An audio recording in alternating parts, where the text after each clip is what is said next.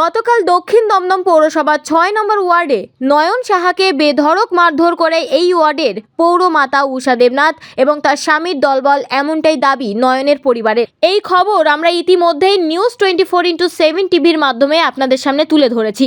আশঙ্কাজনক অবস্থায় নিয়ে যাওয়া হয় আরজিকর হসপিটালে, সেখানেই রাতে মৃত্যু হয় তার।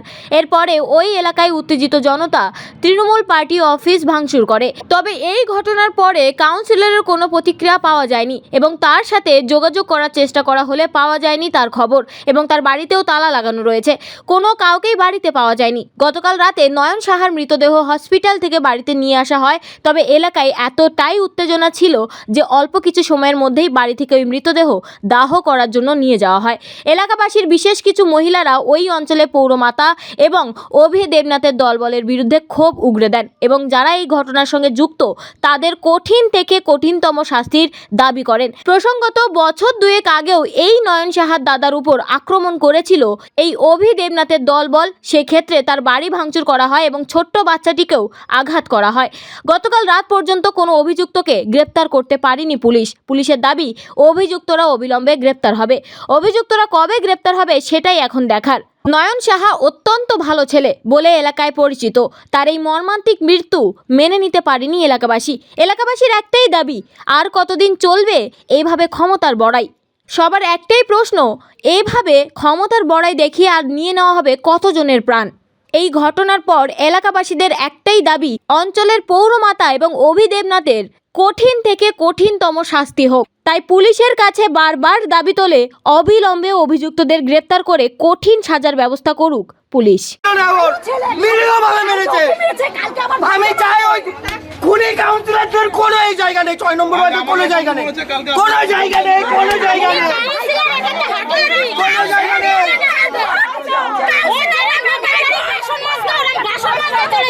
আমাকে হাত দেবে, সবাইকে মারবে, কাউকে মারতে বাদ দেবে না। আজকে ছেলের মেয়ে গেছে, আমার ভাই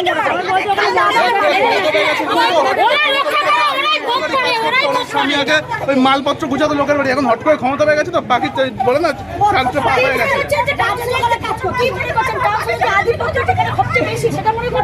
অবশ্যই কাউন্সিলরের ভয় তো আমরা রাতের বেলা 10টা করে বাইরে বেরোই না। কাউন্সিলরের ছেলেরা এখান থেকে অনেকবার করেছি আমরা। কাউন্সিলরকে বলতে গেলে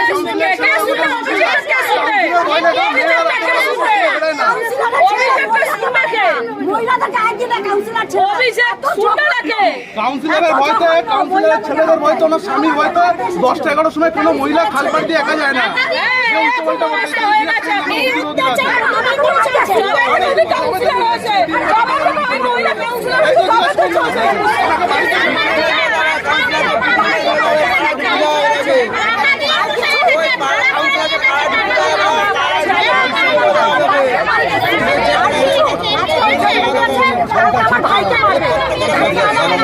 আমাকে অলরেডি মারতে এসেছিল।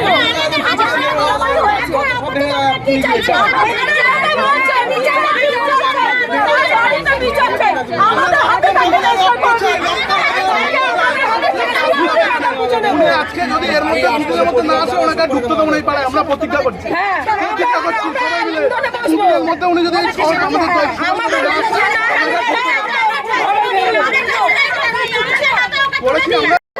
হত্যা করা হয়েছিল মানুষকে, মারামারি হয় না।